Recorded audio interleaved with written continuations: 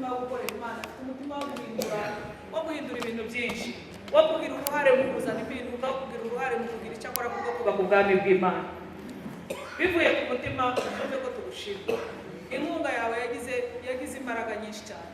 Iyo itumye twicaye hano iminsi 3, twatangiye ejo twize ibintu bitandukanye, intego y'igiterane mbivugiye kugira ngo yumva ahera, kandi aza kumuha ijambo no kumwakira adusuhuze. Nimubona agiye nimubwire ngo aradutereranye, afite indege nimugoroba cyangwa ejo, namwe murumva umuntu uri ahari mu rugendo arimo aragenda, ntitwamwicaza mu giterane ngo dusirimbe yicaye ategereje kandi ataregeranye utuntu.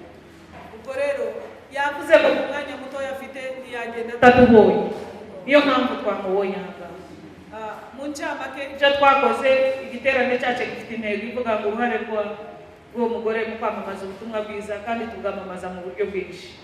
Ejo mu gitondo twize ijambo rivuga ngo umuyobozi mwiza n'ibimuranga. A leader and the characteristic of a good leader, especially pastors. Abapastori ibibaranga. Hanyuma n'uburyo bakora umurimo, why do we need strong leadership? Ibyo ngibyo twize. Hanyuma nimugoroba dukora igiterane kigamije kuri intego yacu, twagize ibihe byiza cyane. Uyu munsi mu gitondo twasanze yuko muri ubwo buyobozi mu miryango yacu, kugira ngo ubutumwa bwiza bwamamare, nuko tuba twuzuye twese. Muri za mpinduka tuba tuvuga, umuntu ntashobora guhinduka afite ibintu bigize gute bimuhambira. Hari ibintu bimwe biza bidutsikamira. Mu kanya nari mvuze ko hari umuco udutsikamira, ugatuma abantu badahindura imyumvire ngo batere imbere, ugatuma abantu nyamunda kumva abantu bavuga ibibazo byo kutiga. Buriya si uko abantu bari abakene kurusha abandi, ahubwo niya myumvire iriyo. Hanyuma muri ibyo bintu harimo icyo dutekereza nacyo gishobora kuba inzitizi ituma abantu badatera imbere cyangwa ngo bagire impinduka zihuse. Ni ibintu bijyanye n'ibikomere byo ku mutima, trauma and wounds. Uyu munsi mu gitondo nibyo twize, the whole day from morning up to lunch time. Ngo guhera mu gitondo twavuze ibyo bintu, ihungabana n'iki, gukomereka umuntu akomeretswa n'iki, uburyo umuntu akomereka, amoko ya trauma. Hanyuma tuvuga effect za trauma, hanyuma tuvuga uko twabikira. Twavuye ahangaha tumeze neza. Cyakora hari umuntu wambwiye ngo se ko numva natonekaye cyane, ndamubwira ngo uko watonekaye ugiye gukira. Ariko nyine niko biba bimeze, iyo utonekaye uba wamenye ko ufite ikibazo ukibonera n'igisubizo. Rero muri iyi nyuma ya saa sita n'ubundi dufite ivugabutumwa, kandi turagira ngo tutagutindije tukwakire, udusuhuze, hanyuma n'icyo Imana ishize ku mutima ukitubwire, kugira ngo kandi numva amasaha yawe agufasha ushaka gutaha, turakubohoye. Ariko atarahaguruka munyemerere tumushimire. Tumushimire kandi akomeze.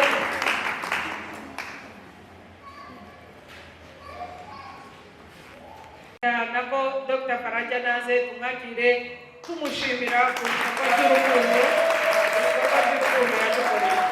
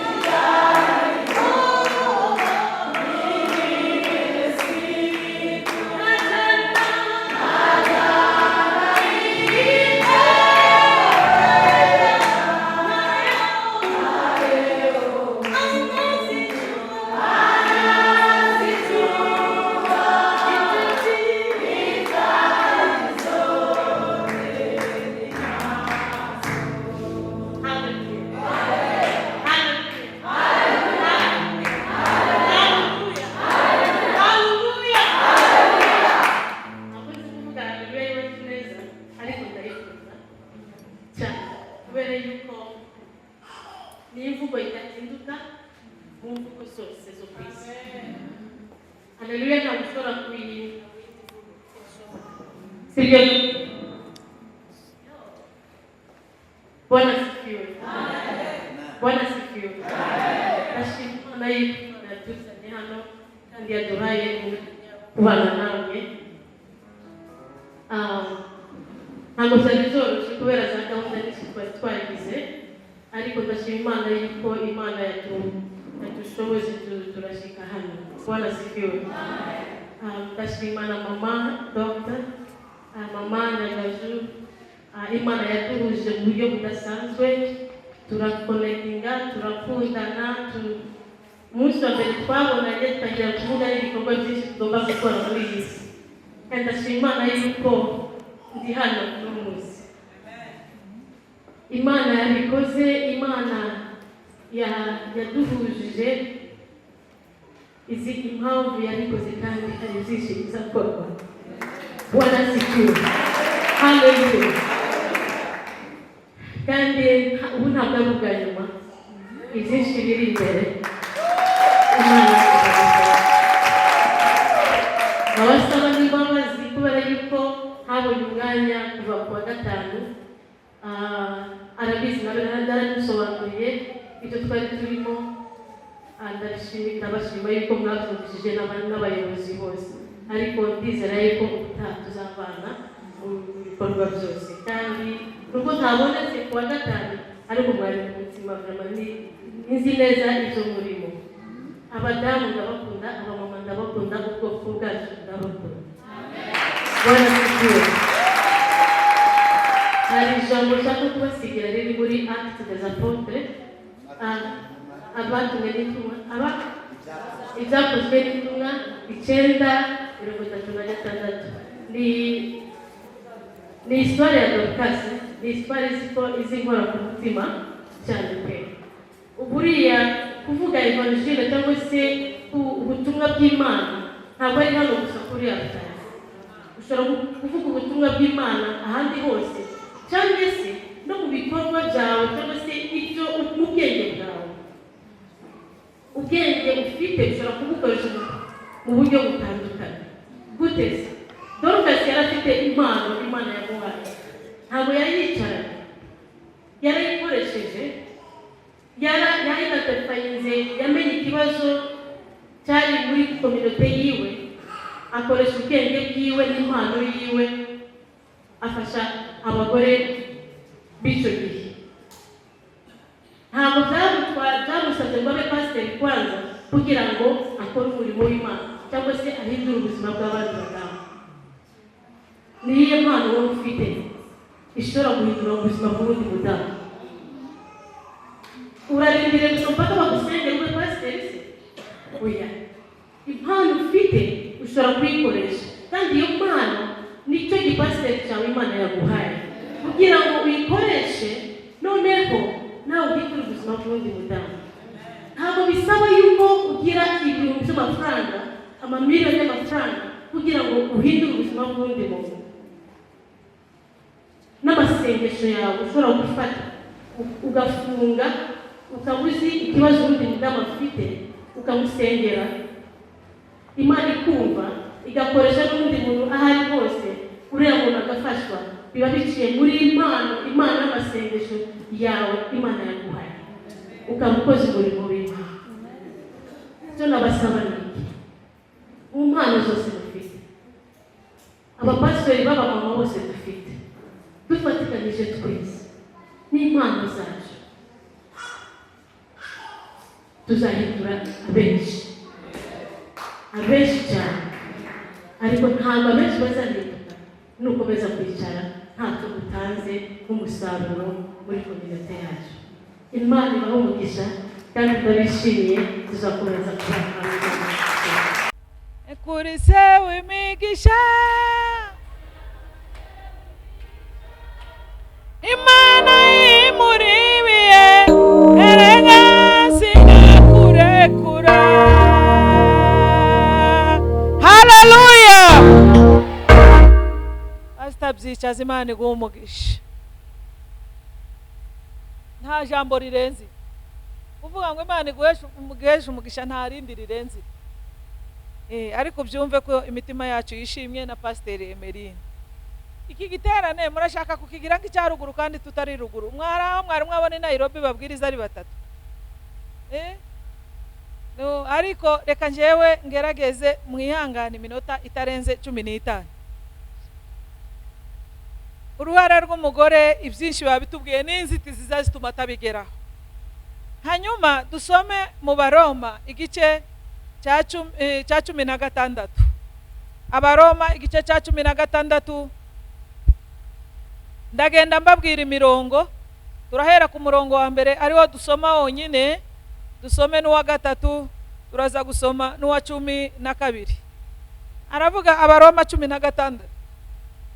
Ngo mbashimiye Foibi mushiki wacu ariwe mudiyakonikazi w'itorero ry'Ikiriyera.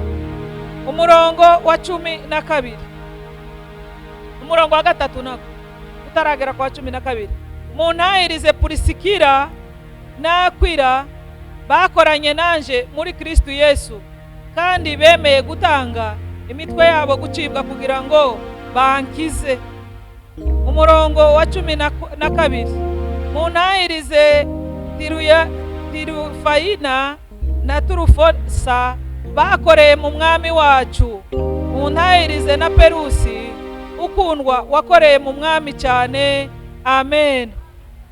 Iki gice cyose mugisomye kiravuga amakuru ya Pawulo arimo arasuhuza abantu, ariko umubare w'abantu arasuhuzamwe abagore bakoreye Imana bagize uruhare. Reka mvuge ibyo abagore bakoze, ibindi tuzabivuga ejo nimugoroba bikeya.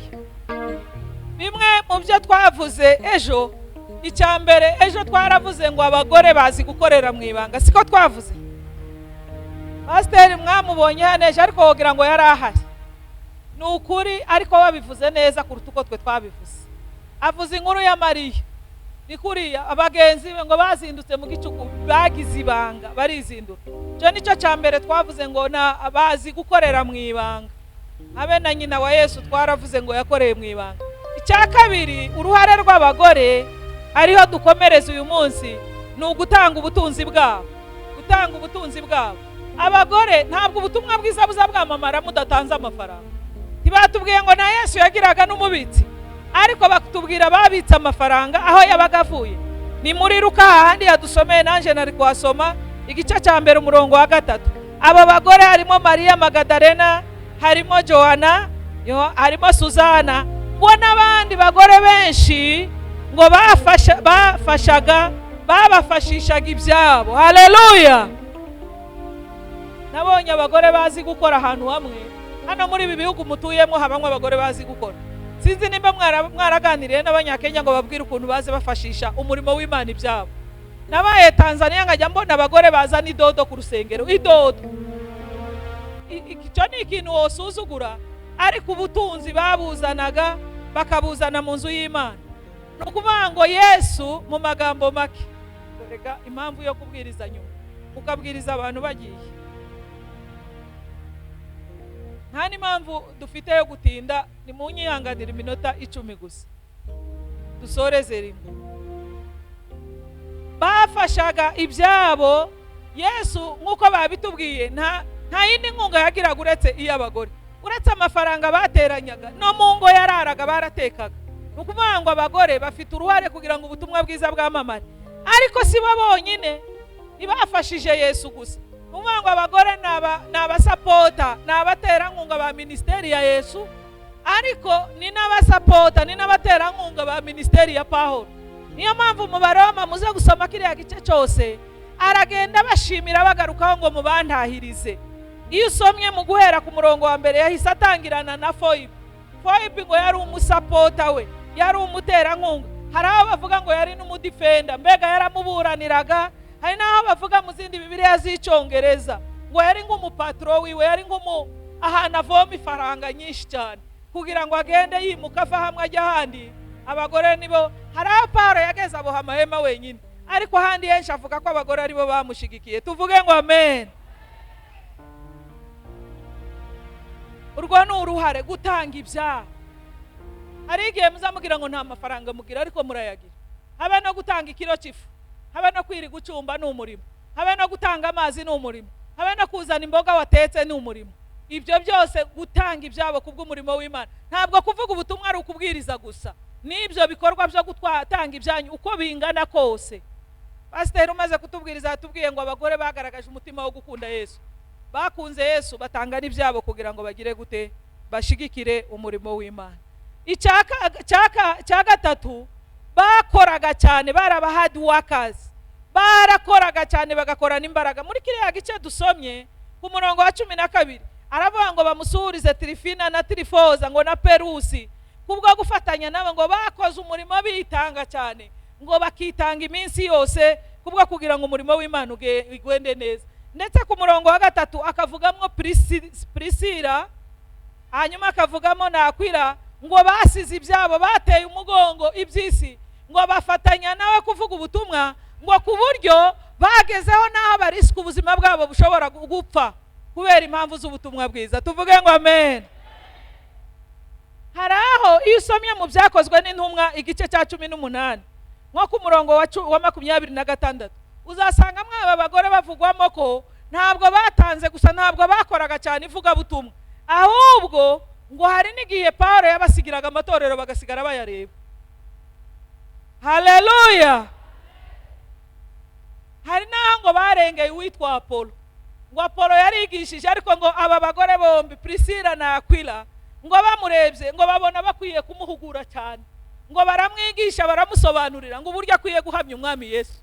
Tuvuge ngo amen. Ntabwo bari borosha abo bagore.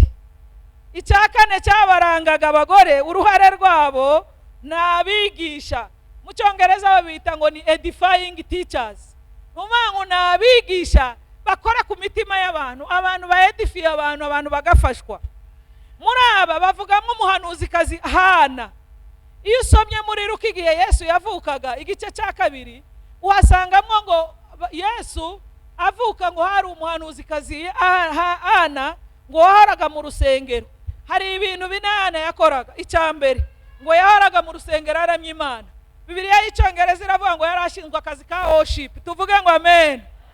Ibi mwihangishijwe ubu ngubu ngo muri Karari, ibi urimo kumva bihangishije ngo bafite worship team, byatangijwe n'abagore bitwa ba Ana. Yakoraga worship wenyine mu rusengero, atitaye ko bacuranze, atitaye ko abandi bamuhagaze iruhande, ngo yari umuhanuzikazi, ariko ngo akanaririmbira Imana, akaramya Imana. Haleluya. Icya kabiri yakoraga ngo yazaga yiriza asenga, agasenga akiriza ubusa. Icya gatatu yarasengaga ngo agasenga ku manywa na nijoro, ntiyatuzaga. Icya kane yigishaga abantu. Muzi ikintu yazaga bigisha? Yazaga ngo yigisha abantu, ngo akababwira ibya Yesu, akababwira ngo yuko ngo mutegereje Masiya uzaza, mutegereje gucungurwa kwanyu, ngo nimukomeze mutegereze ibyo Imana yasezeranyije ko Masiya azaza. Haleluya. Uwo ni umuhanuzikazi Hana. Abategereje Uwiteka akababwira ngo nimutegereze Masiya ari hafi kuza. Ariko aba bagore bigisha uwabavuga yabatindaho cyane, nanje kandi ndi umwarimu kuko nigisha muri kaminuza. Hanyuma uruhare rw'abagore mu kwigisha, hari abandi bagore nkunda uburyo bagira gute bazaga bigisha. Mu bagore nkunda bigishije nkundamo nyina wa Mose. Bibiliya izivuga izina rye. Bibiliya ntizivuga nyina, izivuga nyina.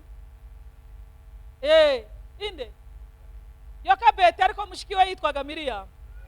Mose yavutse mu gihe abana b'abahungu barimo kwicwa. Nyina na mushiki we bakoze ibintu bibiri bidasanzwe. Ikintu cya mbere bakoze, abagore ndibaza bigisha gusa, nimucyandike iki nacyo, n'aba protector, n'abarinzi. Ubu ngubu basigaye bavuga ngo bafite itsinda ry'abarinzi b'ingiki. Baravuga ngo tuzagerageza uko dushoboye, nubwo avutse mu gihe batsemba abana b'abahungu, tuzamuhishahisha, tumupfukire, tumubohere agaseke, tumuhishe mu rufunzo, tujijishe ku buryo tuzamurinda ntazagira icyabo. Haleluya. Ejo narababwiye ngo nibo abantu Imana yabikije ibanga ntibarivuga. Hanyuma aba bagore bigira inama yo kubika umuntu Imana izakoresha, bagiye no kumurinda, agashikika kakamurinda kagahora gahagaze karunguruka ko nta muntu ugira gute, ariko ugira icyamutwara.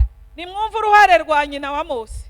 Noneho wa mukobwa wa Farawo amaze kumutora, ngo ka gakobwa karajijishije, ngo waretse nkaguha umurezi we, kagiye kaja guhama.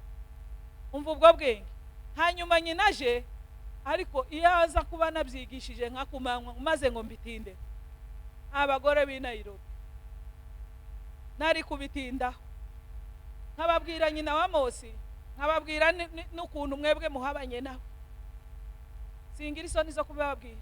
Nyina wa Mose bamumutije agahe gato, kuko agayaza arerera umukobwa wa Farawo. Aravuga ngo akagahe bampaye, ngiye kumubwira iby'Imana ya Isiraheli, ngiye kumukandiga yari uruhinja rutoya, nimba yazaga amubwira yonsa, nimba yaragejeje imyaka ingahe, ariko icyo nzi neza agahe bamumuhaye gatoya. Yaravuze ngo nzamubwira umuco wacu, mubwire Imana ya Isiraheli, mubwire kwizera kwacu. Haleluya. Uti none abagore b'i Nairobi ko twibasiriye, ninde wobwira Imana yiwe? Imana yo mu Minembwe woyibwira umwana mu Giswahili utanazi. Umuco w'umuntu, Imana imyizerere ya umuntu azayivuga mu rurimi rwe. Ngo mwarajijutse muri mu kuvuga ngo uko poa uri mu poa nini? Mugize amahirwe mbura umwanya wo kubabwira, nari kuhatindaho. Nta muntu uzuvuga umuco we mu rurimi rw'abandi, nta muntu uzuvuga Imana ye kwizera kwe mu rurimi rw'abandi.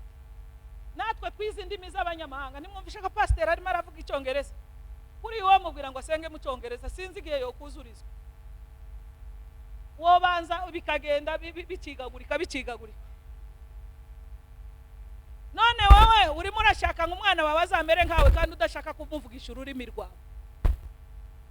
Igiswa soreze kuri iki ngo abaki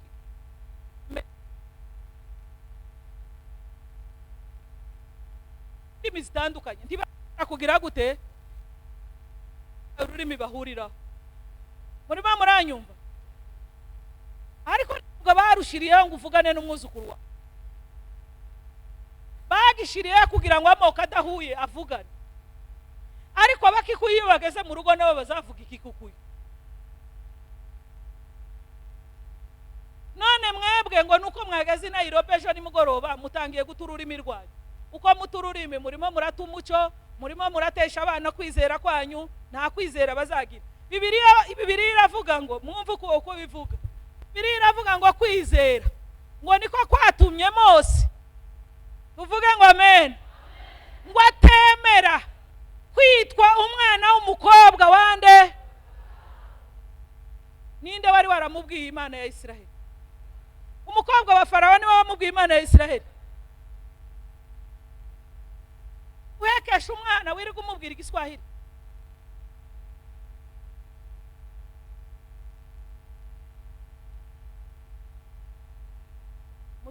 Mugende mubyihane mubikure mu mitwe ko murica ikinyejana kizaza.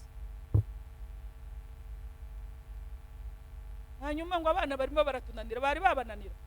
Umwana utagira umuco abadafite imizi, umwana utagira umuco, kuko umuco ni ururimi rwawe. Ururimi niyo mpamvu nimubaza aba bantu bagiye muri kaminuza, niyo mpamvu ururimi rwawe barwita mother tongue. Ururimi rw'umuntu barwita ururimi rwa mama we, ntabwo barwita urwase. Impamvu barwita ururimi rwase rwa nyina. Pastor arashaka kunyunganira, ngaho muhe mikrofone anyunganire. Nanyunganira rwose bireme. Noneho muri izo ndimi muri Kongo abasirikare bavugira ingara, akaba ari byo bihuza kuko ntibasangiye ubwoko. Yego. Ariko kandi bakavuga ngo ngo munoko munoko ya Zando, ururimi rw'isoko. Yego. Na munoko ya mama, ni ururimi rwa mama. ururimi rwa mama ni ikinyamurenge Ehe. ariko munoko ya zando ni iringara cyangwa igiswahili ni ruga byashara ntabwo ari ururimi umuntu ayigisha umwana wiwe. Yego mwumvishe bavuze ezalinde munoko ya zando kasi munoko ya mama pe ezali ngo ni ururimi rwa byashara rwo gucuruza rwo gusabanisha abantu ariko si ururimi rwawe. Ni ukuvuga rero aba bana banyu nimba mushaka ubuzima bwabo bw'ejo, nimba mushaka ko bazamenya Imana, haleluya, muhindure ururimi.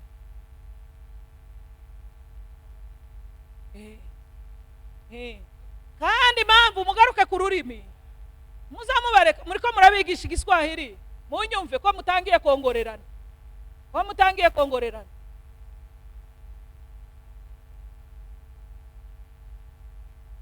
impamvu yabyo ndayibabwira. Ibi bintu bifite imbaraga zikomeye cyane. Umuntu ushaka kugukura akakurandira akakurangiza gukura ku rurimi. None mwebwe ngo murubakureho nimwe mwenyine mwamururandura. Mwibwira ko nyina wamutsi yamubwiye ururimi rwo kwa Farawo. None ko Bibiliya ivuga ngo kwizera niko kwatumye Mose ngo atemera kwitwa umwana w'umukobwa wa Farawo. Ni uko kwizera yagukuye he? Yagukuye kuri nyina kakanya gato bamuhaye. Rwa rurimi rwawe nirwo ushoboye kubwira mwe mwana ururimi rwawe, umuco wawe, ukwizera kwawe, gukomera kw'Imana yanyu, amateka y'Imana ikomeye, ibyo byose tuvuge ngo amen. Numanga uruhare rw'abagore barigisha, ariko ntiwashobora kwigisha umwana wawe utamwigishije mu rurimi rwawe. Ushaka ngo abana bubu ngo sinzi uko babaye ngo bafite uwundi muco aho urashaka ngo bagire umuco wawe, hari uwo wabigishije? Ese ku Igiswahili kirimo irindi shema? Tekereza nk'ubu ngo nuko nzi Igifaransa nkamenya Icyongereza, hicara mu nzu nkazamvugana n'abuzukuru banjye. Hari igihe azava ku ishuri akambwira umwuzukuru ngo noneho ngo uyu munsi agashaka ngo mvugishe Igifaransa, nkamutega amatwi akakivuga, yamara kukivuga nje nkamusubiza mu rurimi rwanje. Azakivugire ku ishuri ariko mu rugo,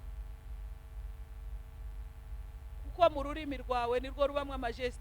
Ururimi nirwo ruba, ndimo ndavuga imbaraga zo kwigisha.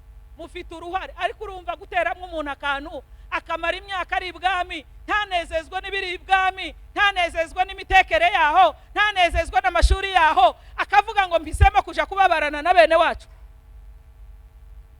Kandi nyine yamumaranye agahe kangana gutya.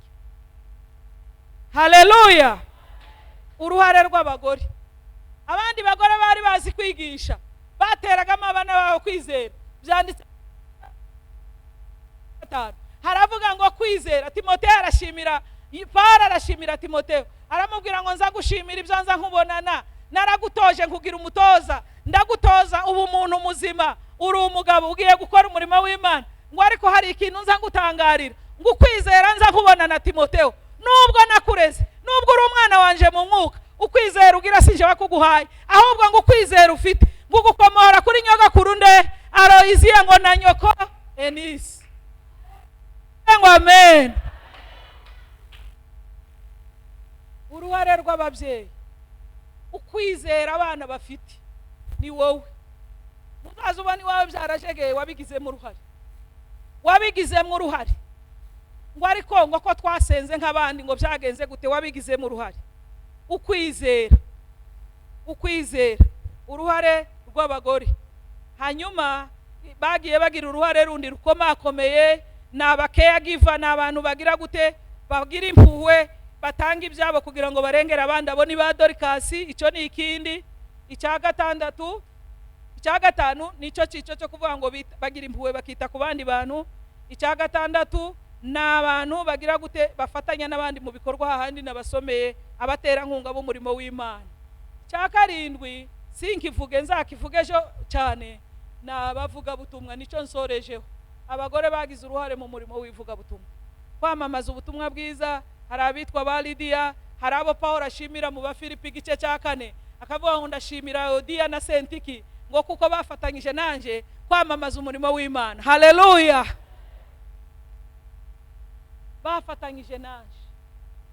bafatanyije nanje kwamamaza umurimo w'Imana. Abagore bafite ibintu byinshi bakoze, ariko ikibazo pasiteri yavuze byicaza ngo barriers. Muri ya barriers wavuze zanzitizi z'umuco, umuco wa Bibiliya ntiwigeze ushaka kugaragaza ibikorwa byabo mu buryo buremereye, ariko nibyo bagaragaje. Abavuga butumwa, babandi ba misinterpreting, abasobanura nabi Bibiliya, hari abayisobanura nabi, hari n'ababihisha ngo ntibigaragare, ariko ibikorwa byanyu by'abagore byaragaragaye kandi byaramamaye ku isi hose. Imana iduhe umugisha kugira ngo natwe tubigiremo uruhare. Nimba utari umuvuga butumwa watera inkunga abandi, wateramo kwizera, ntikeneye ngo uzaje kuvuga ubutumwa i Kampala, uhere mu buzukuru no mu bana bawe. Ibyo ntibihagije. Nubageza kuri Yesu nabo bazakora ibindi. Nutambuka aho ngaho ugafasha abavuga butumwa bagiye kuvuga ubutumwa, na kuzabukoze. Niduhe umugisha kandi umugisha ijambo ryayo. Amen.